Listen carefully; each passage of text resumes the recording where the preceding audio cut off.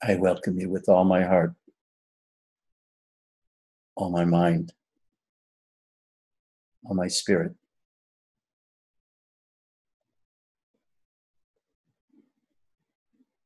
I love you all so much.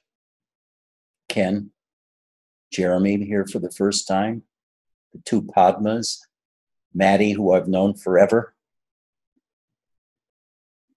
Kathleen, Jonah, Sindria, Mad Max, Ananda, beautiful Ananda, and Angela, beautiful Angela. Chris, Enrique, you disappeared. Padma again, the second one.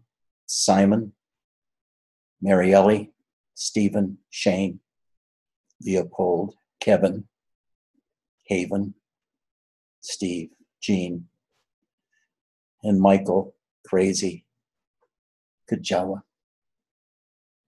of the deep state. I love you all. You have no idea. This morning I'm ecstatic. This morning such bliss goes through me, such love goes through me.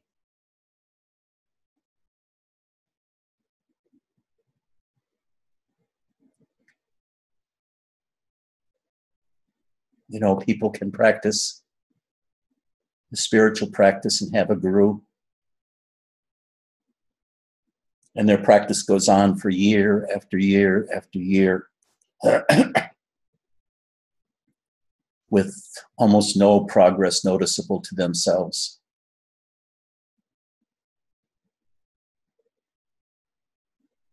Because they're not putting much of their heart into it.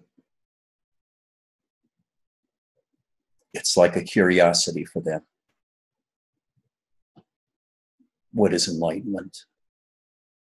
What is awakening? Who's correct? Nisargadatta? Robert Adams? Ramana? Or is it more like Osho? More like Muktananda? Doubts, doubts, doubts. It inhibits practice, delays any kind of deep feeling, delays them getting inside of themselves because they're wrestling with things of the mind. Doubts. Who's right? Who's correct?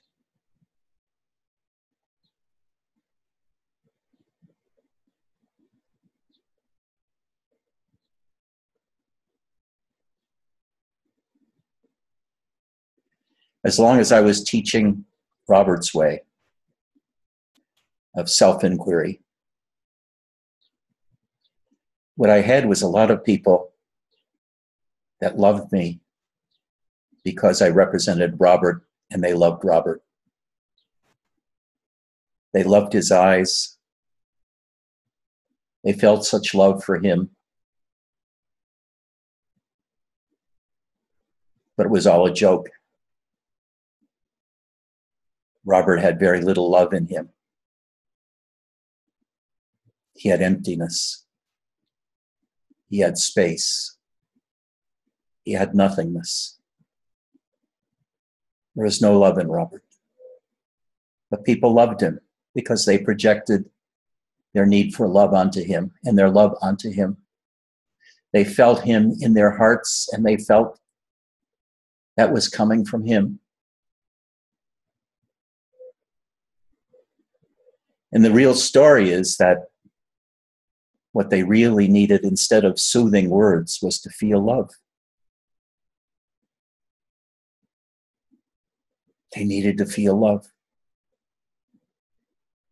This is the biggest secret in Advaita and all the other practices. It's all about love. When I was with Robert, I loved him because he was so empty. There was nobody there. It's not possible to find out who Robert was. There was no one there. And I loved his emptiness. But I didn't love it very strongly. It took me 6 years to awaken being with him.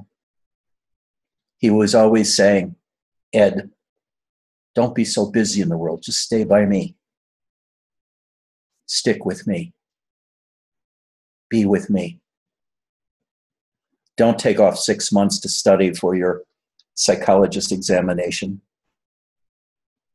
Don't bother with that. That's of the world. Stay with me. Love me. And I did. Never took the tests. Never became a licensed psychologist. Never had to.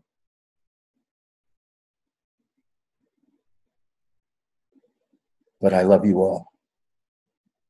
You have no idea the love one can feel when you open your heart fully towards another, towards a guru,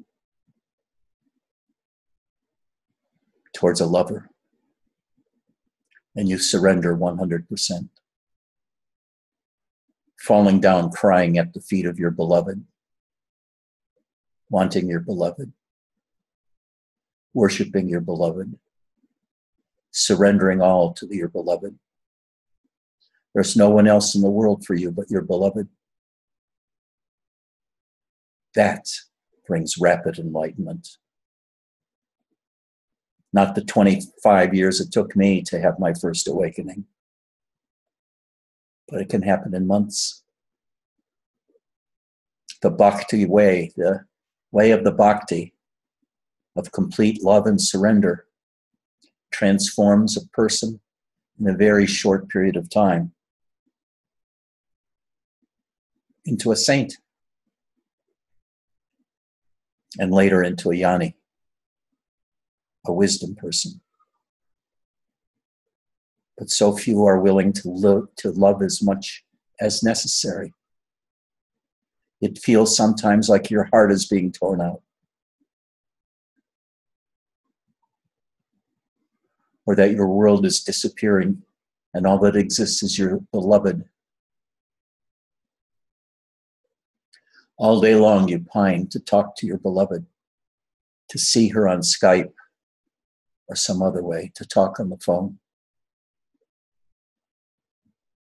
All that you want to do is to be with her or him.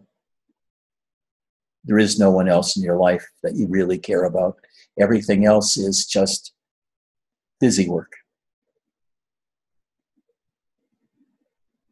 Even if you practice meditation every day for 2 or 3 hours every day, and perhaps listening to sacred chanting to open your heart, it could take you 20 years or 30 years to have an opening if you're with the wrong teacher. And there are so many wrong teachers out there. The really good teachers are not that well known, like Jan Essman or David Spiro or Chaitananda or Shankarananda. They've avoided the trap of Advaita and Zen, which are heartless, without feeling. The Zen people escape from emotions and say, just watch them.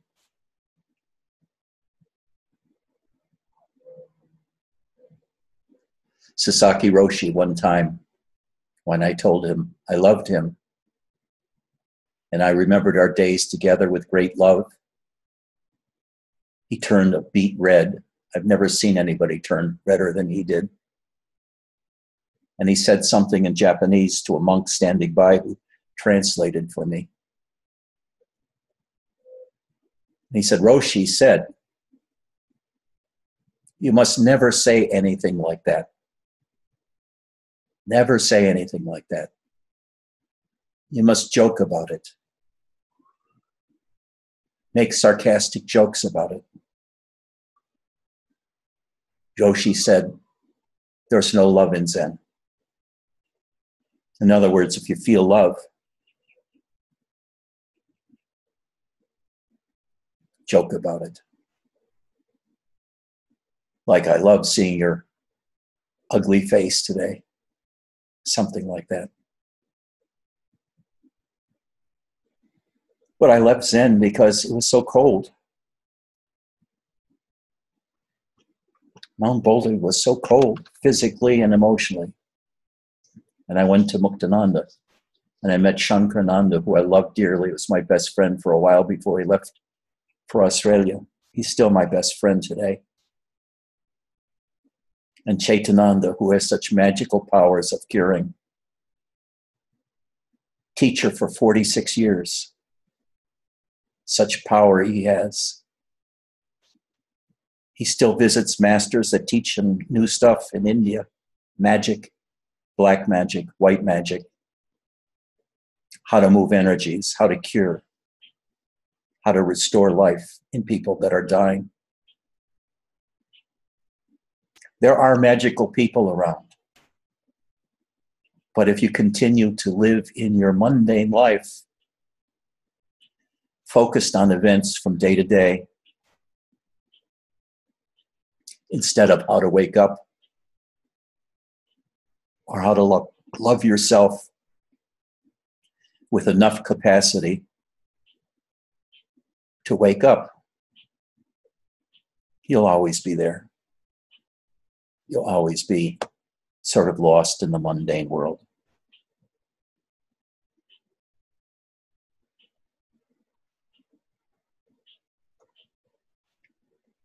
I want to make an announcement. I am so very happy today.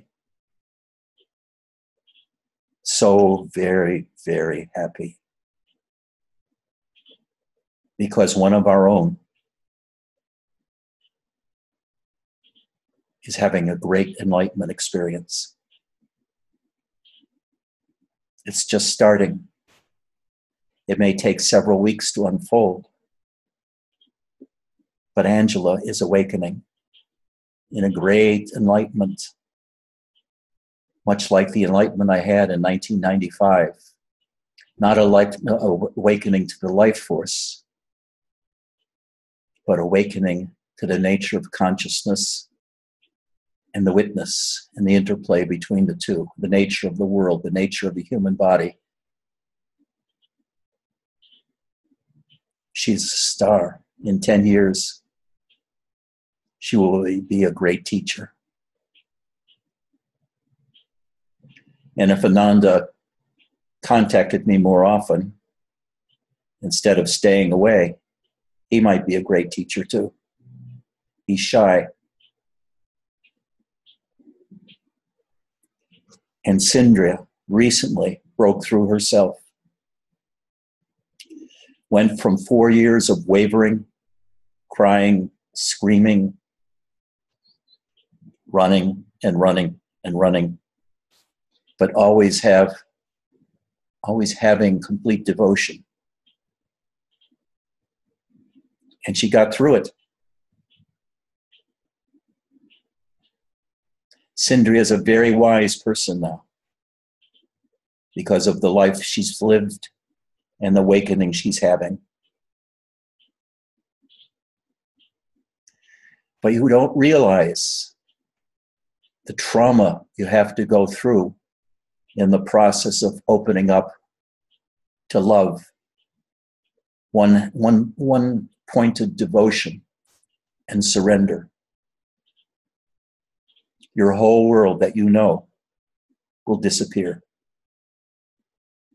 Every concept you ever had will be left behind, as Maddie well knows. How many enlightenments did Maddie have? 50, and he left them all behind, one after another. And they were great enlightenments, very profound enlightenments.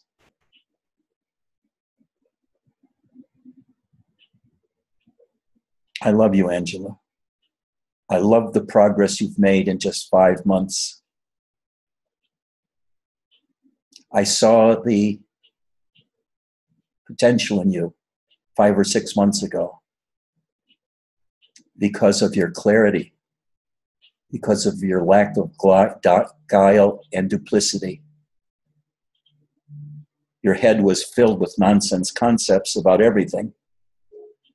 But because of your steadfast belief that education was worth shit, You've carefully avoided the trap of most people and been filled with all kinds of ideas that had to be shaken out of you. You had fewer ideas than most. So you progressed faster. I want to read you something. I want you to know how tough this is. This whole process of waking up. It's not something for a child. It's something for a hero, because it tears you apart.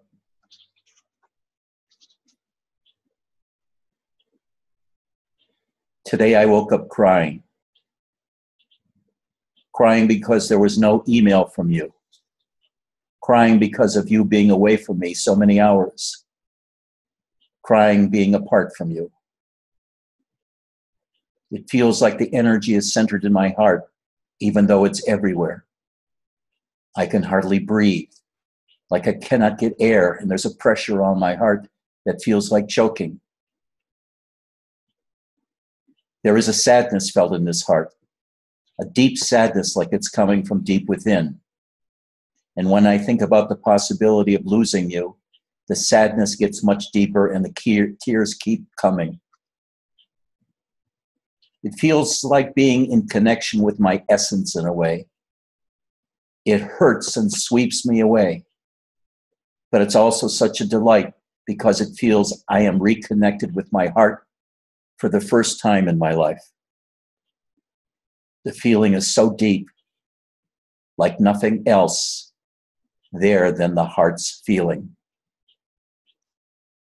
Okay, that was yesterday. And this one I got today. This is the awakening. This is a Robert style Advaita awakening. The world is like a flat screen, and there's a distance between the watching and the screen. Everything is totally air, empty, a show. People are nothing, a show of sound and movement that is almost funny. When I was outside and the sun suddenly came, I literally experienced it as though the light and the show was switched on, like in a theater. My body doesn't have substance. When I'm walking, there is nothing but air. I don't experience anything there. Everything I watch is totally fake, and I'm totally isolated from it, alone. Even this is said in a way that's not correct because the words have no meaning, a meaning that is not there. My spoken words and thoughts are empty, air, and happening without being part of it. There is no connection to it. The only thing that doesn't feel distance are my thoughts talking to you. I am from the heart. There is where I am. At least within the movements that are there has been enough substance. Like gravity. And this brings a vulnerability that pierces and tears open. A sensation of being totally present, which sometimes feels like hurt, sadness, and being touched by grace at the same time. The only thing that seems worth and is real is you. I am you, it feels. Everything else is fake, flat, empty, but you. And you are within me as my vulnerable heart, as the continuous intense energy playing inside the body. This energy feels like a delight of bliss, the deepest love and gratitude, devotion and sexuality. But there is no such thing as gratitude, devotion, or sex. There is no longing for sex with you or even merging with you. There is no feeling of me surrendering or being devotional. There is one sweet, endless energy which contains all as one, without an Angela or Ed. It's God in a never-ending dance. And this is us, without an us. There is no surrendering. Surrendering is what is. And even this is not true. All these things mentioned as separate parts, love, sex, devotion, surrender, are empty, as are these concepts. One dance of energy, of pure delight of God, is what is. When I think of you consciously and sink into this energy, it's all there and everything else disappears. And now I am writing you this. I seem to disappear even more into total white nothing. And then a separate message. I so deeply, desperately long for you. So yes, the experience changed. There is a longing, intense, warm, dark red, hot, moving like wild river longing, so full of love and devotion that it's tearing me apart in tears. And this is total delight. That is the delight of the bhakti, bhakta, the power of the bhakta. Every chakra in her body is centered on love for me. This coordinates all of her energies, and she gets into samadhi. And the samadhi has many things. It challenges every concept she's ever had because they become meaningless and empty. And she's seeing everything from a different point of view now, from an enlightened point of view. It's not balanced yet. This process is hardly starting in her. It may take another several months, till September 1st or so, when she's decided to leave her house. But Angela, I worship you. I worship your devotion, your dedication, your love. I'm so proud of you.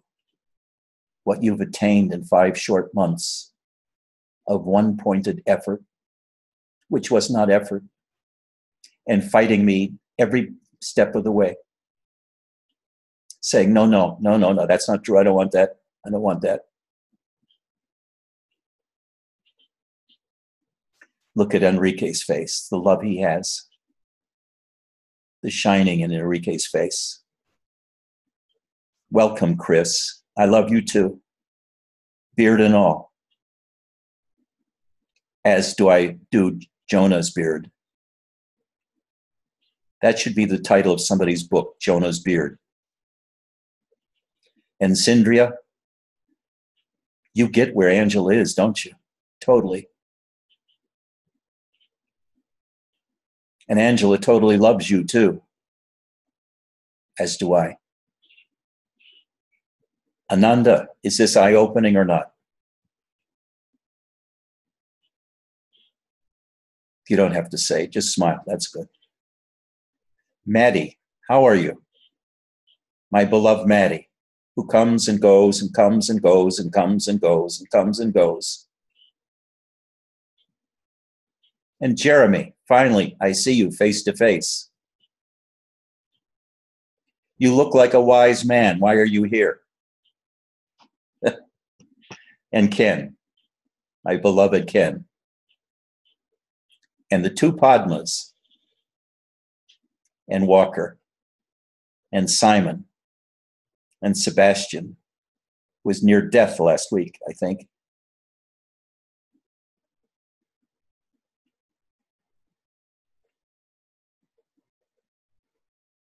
I love you all. So much so. If only you could feel it. If you could feel it,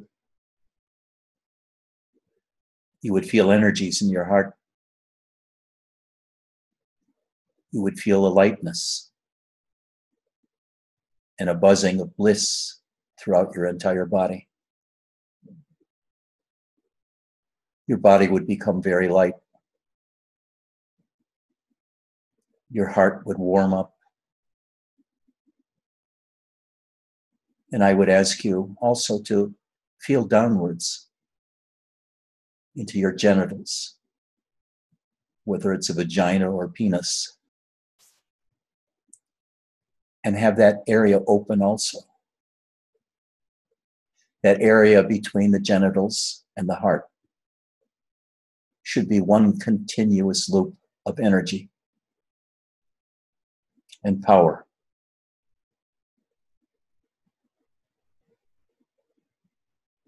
It's such a laugh. The puritanical spirituality of this world, where sex is not supposed to be mentioned in the same word as spiritual. I remember one time, maybe 5 years ago, I was talking to Dia, and I was telling Dia about Robert's antics with women back in the early 90s. And Dia asked me, she said, spirituality, enlightenment is all about sex, isn't it, Ed? And I said, yes, in a way it is. Whether it's transmuted sex or remote sex, like I learned with Janet, who was able to have continuous orgasms just by hearing me say, I love you, I love you, I love you, Janet. And she would just have orgasm after orgasm. And I realized what was happening wasn't sex. It was love, coordinating all of the energies in her body. She was having total body orgasms, which were not limited to the vagina or to the heart, but to her whole body. And it was in response to me and me saying, I love you, Janet.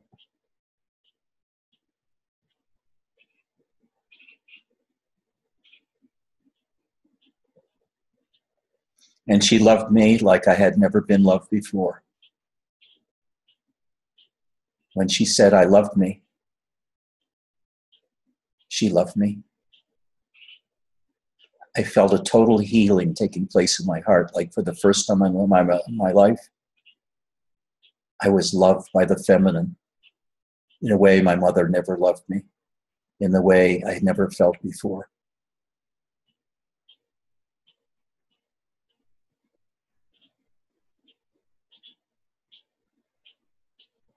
Soon Angela will have that power. Maybe a year, 2 years, 3 years, 5 years. To just by her words be able to instill love in others. But it's a rare happening.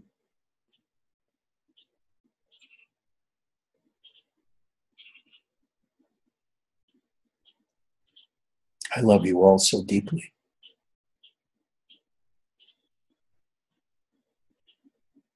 And just know that love of me, or love of Angela, or of Ananda, loving anyone totally, completely, throw yourself away. Just drop to your knees and then full prostrations on the floor, touching the feet of your beloved, will do more for you spiritually than 10,000 hours of self-inquiry or zazen. Total devotional love. Total surrender. Total lust. Combine lust with love, and you have a new kind of energy that's stronger than either separately. And it coordinates throughout your whole body in a way that you wouldn't believe. The body changes, the psyche changes, the mind changes, the heart changes. Old concepts are washed away, so much so that you don't know what the fuck's going on anymore. The world is entirely different, new, confusing in a sense, but it's your truth and you see through it. Every minute is different. Angela, speak to us. Tell me about your confusion now. What's going on? Tell us all what you're feeling. Besides, put on the spot right now.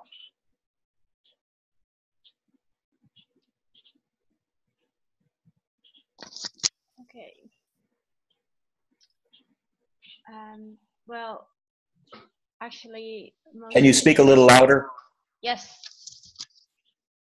Most of it, you read it to everyone. You read it to everyone already. So it's, my whole world is falling apart actually, because nothing is as it was before. And the people that are in my life are in a different layer. So I cannot really have connection with people because their words don't seem to reach me, and even their presence doesn't really reach me. And actually, I just only long to sit and sink and fall into the experience, and doing anything is like a huge effort because my body doesn't feel solid. So even doing the dishes is like climbing the Mount Everest or something. It feels disconnected. Yeah, I think that's what I can say about it.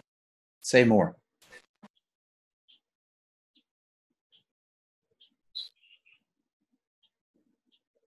Yeah, it changes all the time. Your entire morning experience. Morning can be completely different than the afternoon. Right now, I'm feeling such bliss inside, but this morning I was torn apart by sadness in my heart.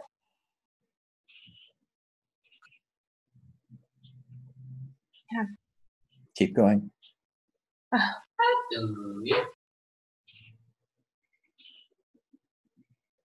Yeah.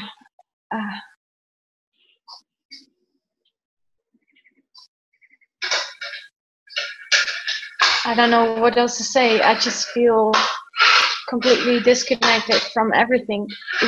I was having coffee this morning somewhere and observing, and someone, I walked past someone and he was smiling to me and saying something to me, and it was a very weird experience because it was like I experienced myself as nothing. So it was like, huh? He was talking to me and it was like, huh? Yeah.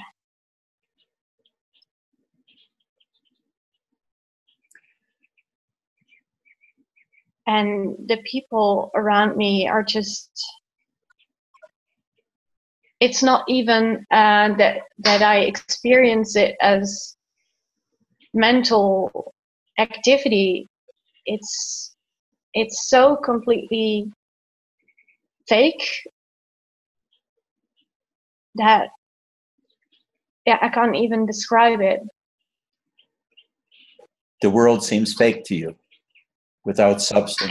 Everything is flat and fake. Even today, even buildings and even birds and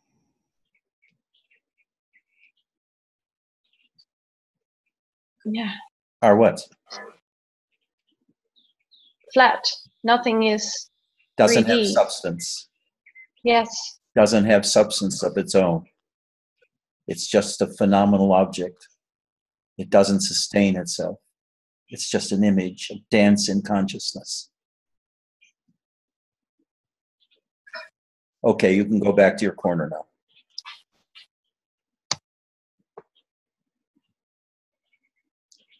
Okay, how do I get a gallery view? Okay.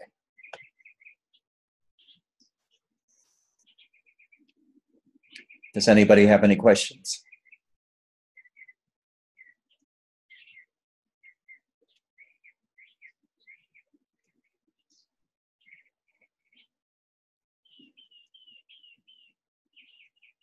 Does anybody want any questions? I can give you a question. What have you to say, Enrique?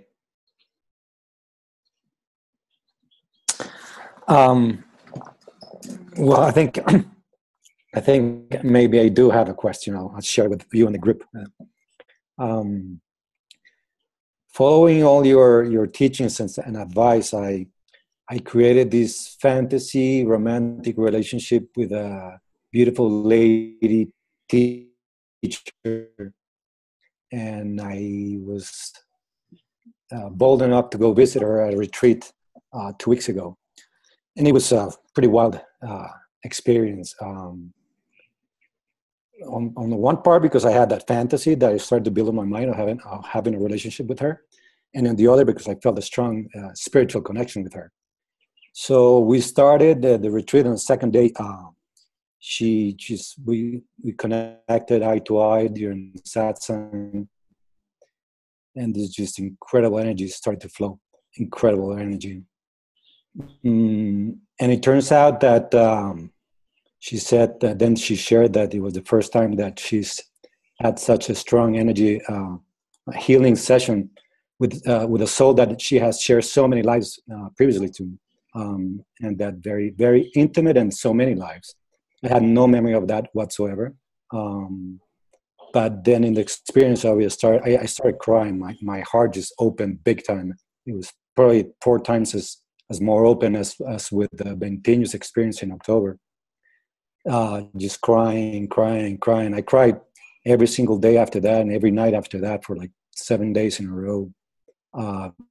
Very strong love, and it was a combination of love, pain, and sweetness in my heart. It was unbelievable. And the whole experience about her, the things she shared about our lives, previous lives, to my mind, it was a bit shocking. I was happy about it, but I was shocked. I'm not being able to remember any of that.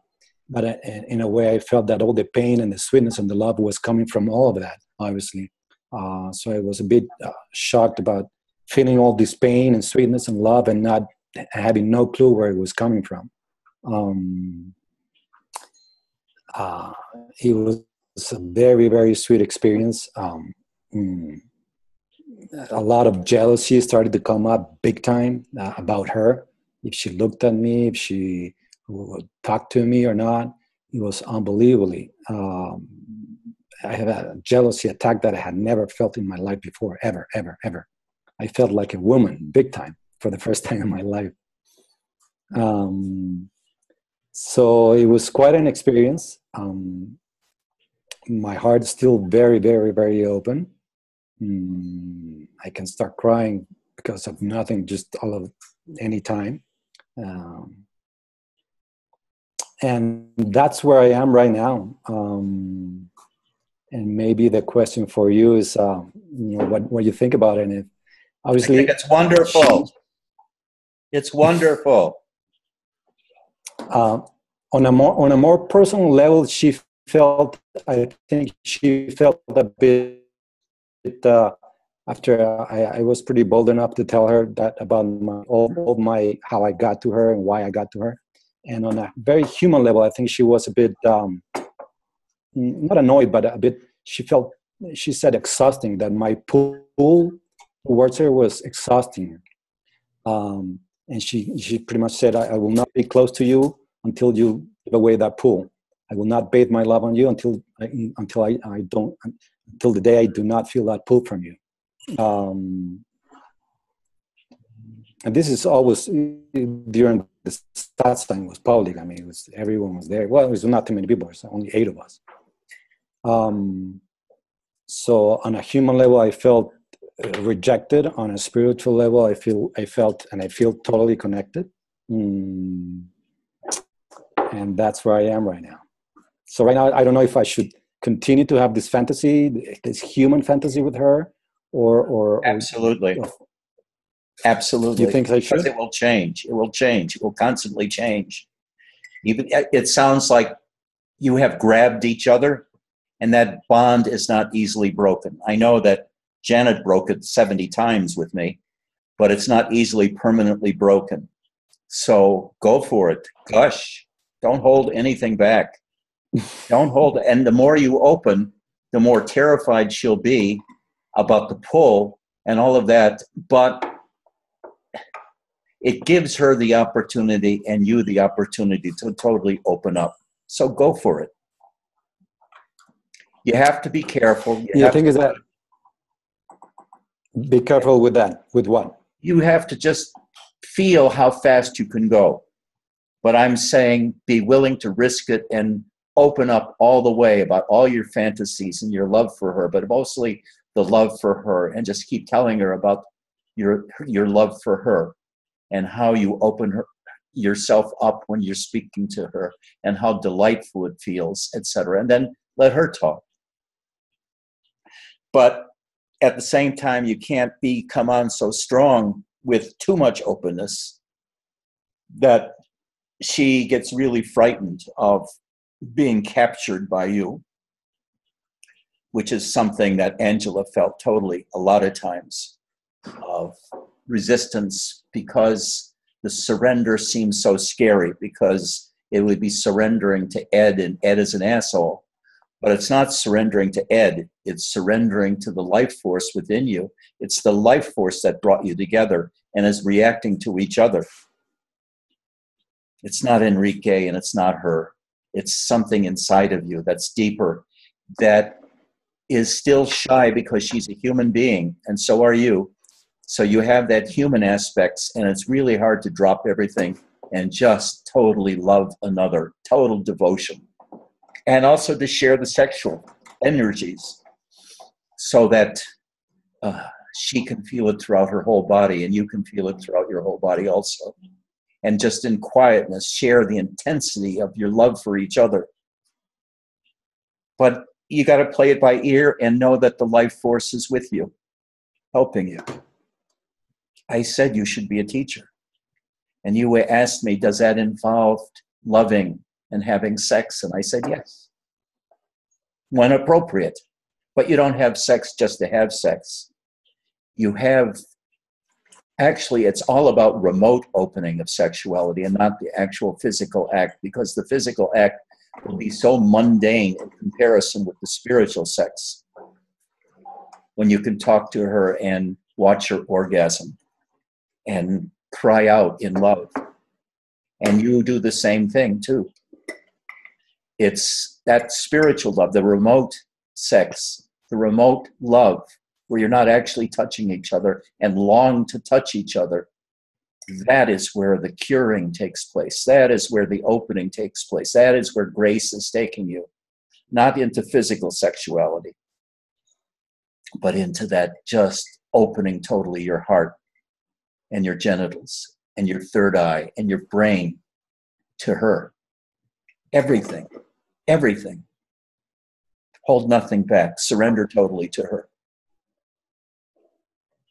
But you got to do it in a way, and you just have to feel your way, not to scare her too much. It depends on the depth of her spirituality too, and how ready she is to open. Because if you are too much more open than she is, she's going to get scared and run away, as Janet did 70 times or so. She said, this is too scary, it's too intense for me. This is a very, I think I consider her a very, very, very self-realized person. I mean, all the way up, and she has very, very powerful and strong healing energies, and she sees thoughts, emotions, past lives, DNA, sacred geometry. She sees everything. So given that status that I give and I see in her, that's also something that is a bit boring for me, I guess. That stuff is bullshit. It's new age bullshit. It's the way she's translating her love into all of these words, these concepts and so forth.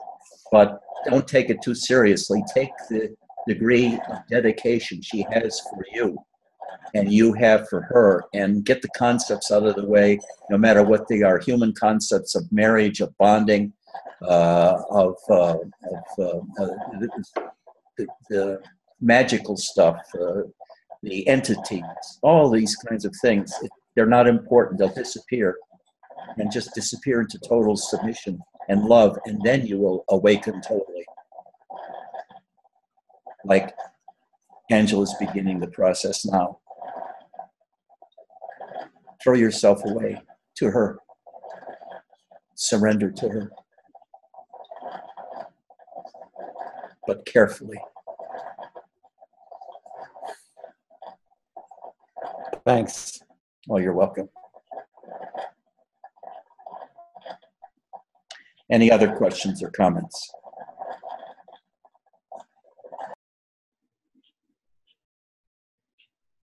Can let me speak some more. I love all of you. I just wish you could feel it, or I hope you can feel it. Listen to sacred chanting. It'll slow your mind down and allow for that deep relaxation so that you can feel the energies underneath the surface of your body, your physical body. You'll feel the bliss. You'll feel the desire of your heart to open. You'll feel a liberated sexuality that fills your lower body with passion. And you want to connect that with your heart energy. And it gets transmuted into new kind of energy altogether. And then that energy can make its way upwards from your heart into your brain and into space above as white light and power. This is the life force in you. As you see it, as you experience it, you can experience it now as energies within you, but there has to be enough spiritual maturation that it feels that you can see it and understand it and grasp it and worship it by showing to you its bliss form, its light form, its energy form. And it's like it comes out and greets you. And you can surrender to it. At first, it feels like God because the power is so great, the light is so great, it feels like it's way beyond anything you're ever capable of. But then one day you realize it's you. It's your own life force in you, which you have worshipped as God, but now you find out as you.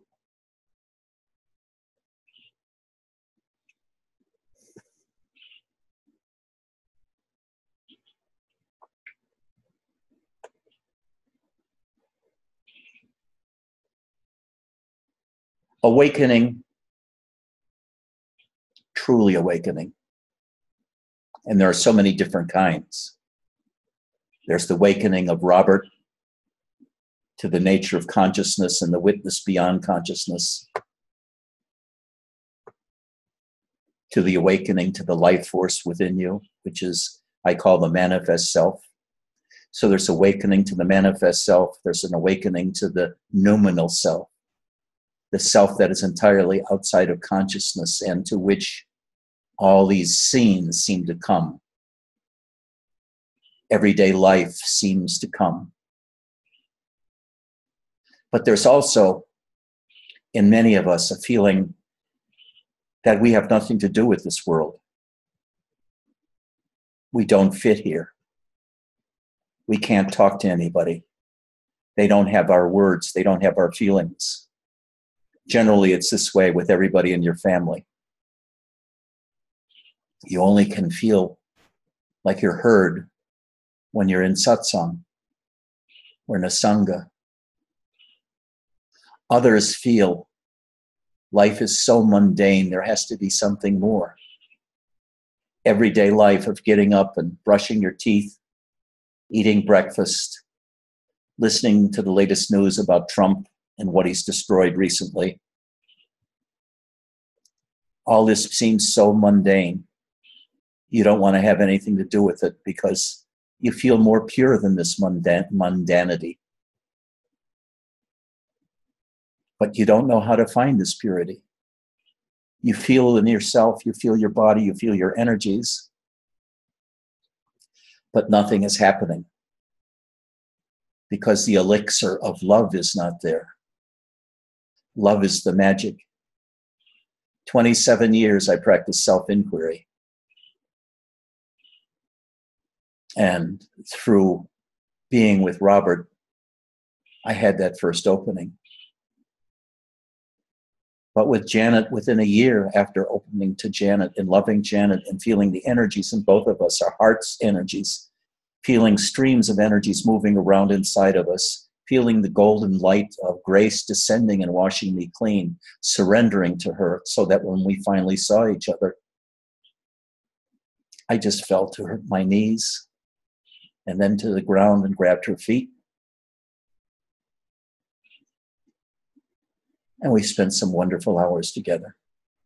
None of it sexual, but just delighting in each other's company, delighting to be there with each other. There was such happiness, like we were at total rest, at peace, and at home. And this is the final state of that love, when you're totally surrendered and being with another. There's nothing more to do. There's no need to have sex. Just being in that person's presence is all that you need. Total relaxation, total rest, total peace. Because the love is fulfilled.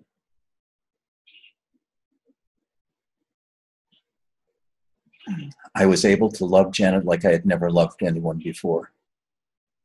And this cured me of the ordinary world, of the mundane world, and opened me to the energies within and the desire to be loved within, and the ability to express my love in such a way that she felt it and was in constant states of orgasm. That women are wired differently than men. Women can feel love so much more intensely than men, at least in my experience. And I delighted in her orgasms, and I delighted in her loving me. It made me happy to have her happy, to make her happy. Such is my love for all of you. As you wake up to love, to the energies, I delight in your awakening, in your opening, in your love. I love you all. I don't want to stop talking about it.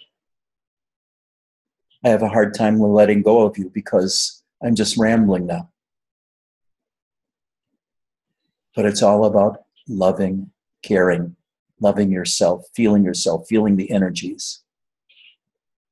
And there are so many levels underneath the energies. There are different kinds of energies. There's the emotional energy, the emotional body, which often gets in the way of the pure energies. And they have to be resolved by learning how to melt into the emotions and let them come into your heart, and they're transmuted into pure energies. Then there are the kind of psychic phenomena that happen when you become aware of worlds within worlds, of different dimensions, of magic. Like Dia is the master of this area. And then there's just the bliss of being in absolute stillness, where you begin to disappear. And the bliss increases, but it becomes more subtle because it's not bliss anymore in the harsh way it is before, but it becomes quiet, restful, peaceful bliss, and you disappear. And you're in total samadhi, but there's no awareness of anything anymore except the peace.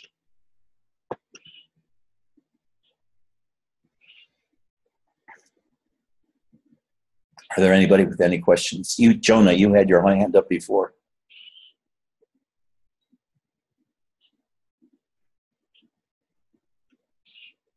Well, I was going to ask about, I feel emptiness, but I don't really feel love. But that's okay. Because I imagine it's just something that... Can you speak a little louder, Jonah? I was saying that I feel emptiness, but I don't really feel love. But I'm okay with that. I kind of feel that it's just something that happens naturally. Don't accept that lack of love. Here's one thing you can do. Feel inside the area around your heart for that sense that you are alive. that you are a being, that you as Jonah exist. The I am sensation. And it's experienced differently by different people. For Nisargadatta, it had many different flavors. The I am as a sense of life within the heart, and then at other times the sense of just being with a silent mind, like when you first wake up in the morning. The raw beingness without any ideas added onto it. And when you're in this state, or you're feeling the I am sensation in your chest, abide there, stay there, and feel love for this state. Just love your beingness. Just love the I am sensation, or love the sensation of opening your eyes without any thoughts whatsoever and just being. Just love that beingness state. Okay, keep going, Jonah. I mean, sometimes I do go there, and it does feel like the truest experience that I know. But, yeah, but I don't necessarily feel love. But that's okay. I mean, I know I feel love when I see a puppy or a little child, so it comes up sometimes. But the other thing is I actually think I'm dying. So that's going to be an interesting thing to work with. Why do you think you're dying? I've been sick, and I mean, I have symptoms that I think are serious. But I see a doctor tomorrow, and I'll get tests. But there's some intuition that I have that it feels pretty serious. Well, sometimes that intuition is really about not our physical body, but our sense of self as a person, that it's dying. And that means, in a sense, we're willing to drop our humanity. But it could be something wrong in your body, too. Yes, they both can be. I have physical symptoms. I'm kind of physically sick. I think the other kind of dying that you said is a good dying. Is a good dying. So I guess we'll see. I'd like everybody to turn their attention to Jonah and feel love for Jonah and Jonah's beard. Just shower him with love. Know that we love you, Jonah. You're part of our spiritual family. Feel the love.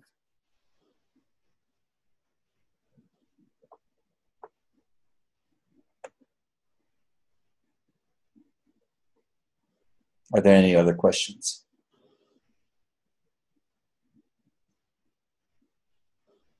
Hi, Ed. Hi, Chris. I just wanted to say that I feel your love and your purity. Thank you. That's so sweet of you, Chris. That's very sweet of you.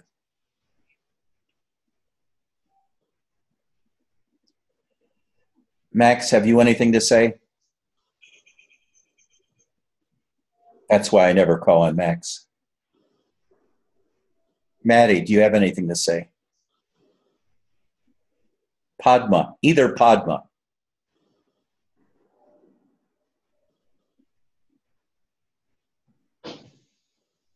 Okay. Enough said. I love you all. Feel my love if you can. And we'll meet next week at the same time, same place.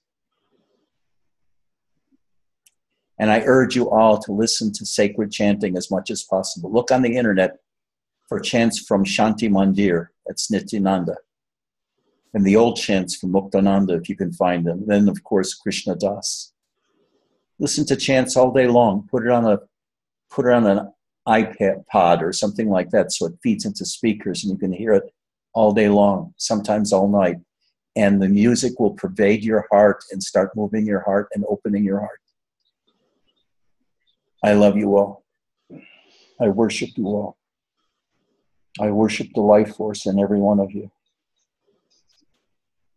Goodbye. I love you.